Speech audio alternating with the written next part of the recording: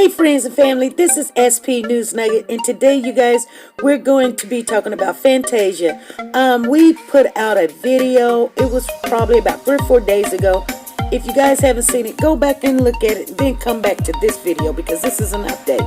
So Fantasia was on The Breakfast Club, and she was talking about her upcoming new song, now that she is an independent writer, a producer of it, and she will be getting all that money instead of everybody stealing and leaving her broke.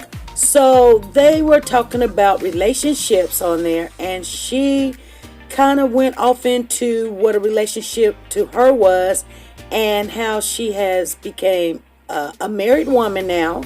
She's married to this cat, and she talked about that a little bit, and that she is under submission of her husband.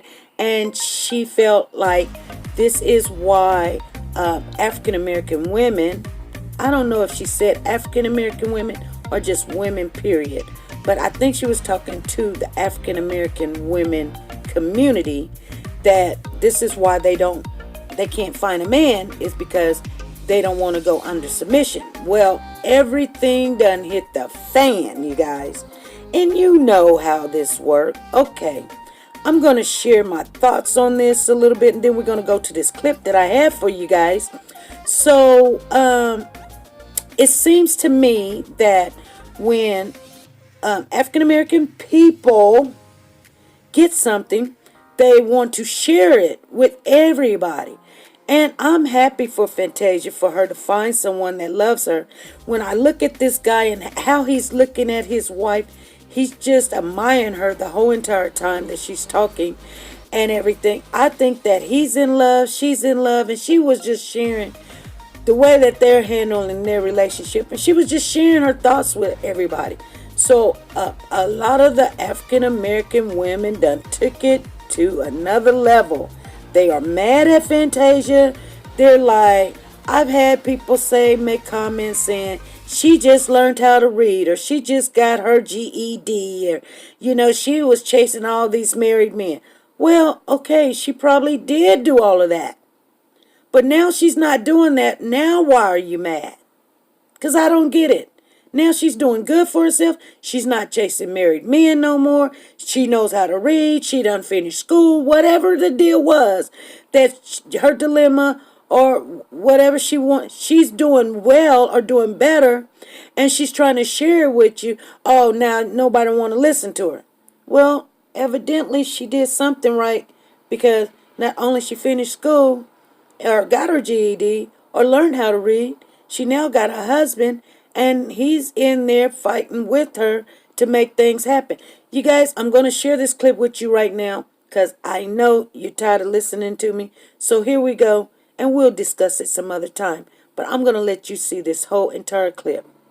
Let's go. We talk a lot. I just got home. He just got home. We were in New York for Fashion Week, and then he had to fly out to go speak at the prisons, and I had to continue to keep working. So I went up to the Breakfast Club, and I enjoyed it, and proud of you too.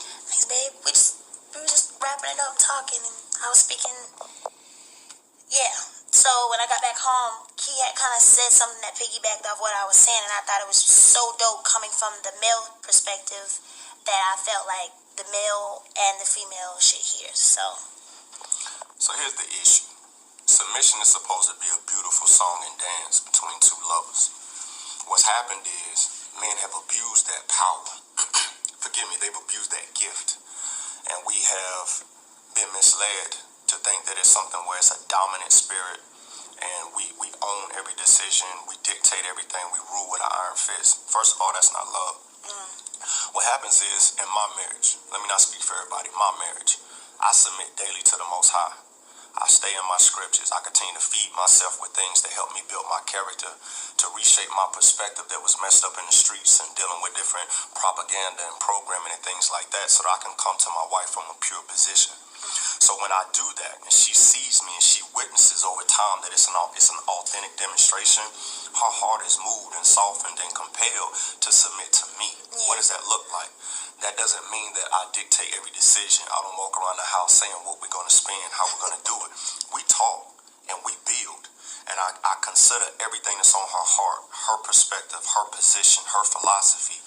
I'll carefully weave that into my philosophy to figure out what's the best move for this family, keeping all of that in mind. Now, the moment I start to step outside of righteousness and I start to move from a place of emotion instead of analytics, she has every right to snatch that back, because submission is a gift. When she sees me laying at the foot of the Father, she has no reason to withhold that from me.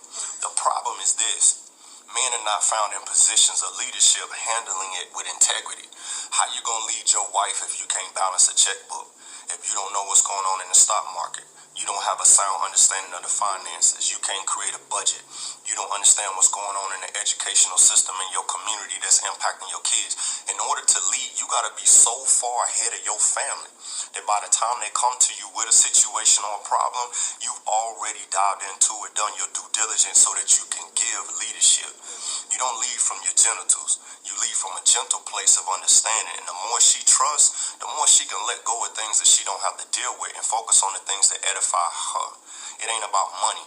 We both hustlers. It's not about a dollar for dollar thing, because we're one unit. Yeah. If I fall, she falls. If she falls, I fall. Submission is solely about trust. I think when women hear the word submission, we're like, what? Submitting. With my husband, like he said, to piggyback off what he just said, it was what he demonstrated. You know what I mean? Like, he didn't come in and say, all right, like he said, the budget is this for that, this and the third. I watched how he did things. I watched how he budgeted. I watched him, and then I slowly became him, and I submitted in that. Yeah, now I think I'm more frugal than him, and that's not even being like, gotta be frugal because we don't have it. It's just being smart. And the word, if you dig deep in the word with your partner, you'll start to see a lot of things that we're talking about. But yeah, I like that he broke that down, because I'm a very strong woman. I like what I like. I'm very strong. But when it comes to allowing him to cover and lead this home, I sit back and allow him to do that, and it makes me better. Wow, that lead by example. Yeah. You know what I'm saying? If you want your wife to be humble, walk in humility. If you want your wife to forgive you, be quick to forgive. If you want your wife to consider, following you down a specific path, prove to her that you got the blueprint and that she's not following you to some unknown destination. My wife don't have to follow anything that she don't see me demonstrating. So master the thing before you go out and try to teach it. It's like sometimes you see cats, as soon as they get a book and they read something, they start running trying to teach people on it, but you haven't applied it and gone through the proving grounds of being able to master that information yourself. So leadership is a forward-thinking thing. And when you do that, women's natural instinct is going to be to trust, to be able to submit their hearts. But again, this ain't a dominant thing. Nah. And I want my wife cold as me, because if something ever happens to me, she don't like having that always conversation. say that. If something ever happens to me, she need to know how to get that bag. She need to understand where the money's at. She need to know how to ask the right questions. I ain't telling you to ask nobody nothing. You tell them what belongs to you. She can't do that if I'm controlling everything. So my wife needs to be a direct female reflection of the man that I am. Facts. Come on now. You come on. I always said the wise woman once told me, the older women used to tell me, stop, boy. What up? The woman is the neck and the man is the head. And without the neck, the head can't move. Two heads is just a head, but see how that works. See how that works. So yeah. And I'm gonna end it with this. We ain't perfect, and we ain't trying to be perfect. We still growing.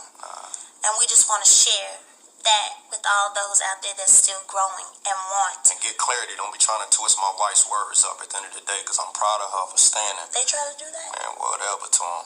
At the end of the day, we want to make sure there's clarity to what she said and the understanding, and be able to hear the force behind what she is saying, so it don't get tangled and twisted. It ain't for everybody. Do your thing. But for women out there who truly desire that, and men who want to step up to the call, we just want to take time out, make sure we bring clarity to our demonstration, and hope that it's fruit for you in your lives. And watch how God bless. Straight like that. Mine. Salute. Okay, you guys. So her husband is right behind her. He's guiding her. He's protecting her. He's out defending his wife. I'm seeing him looking at her, and he's admiring her the whole entire time. He's proud of her, and she's happy. So what is the big deal? You guys, leave me a comment down below and tell me what's going on. Tell me why you feel like she's out, she shouldn't say what she said, or what's going on. anyway, you guys, be good, be safe, leave that comment down below, and be nice to each other. Bye.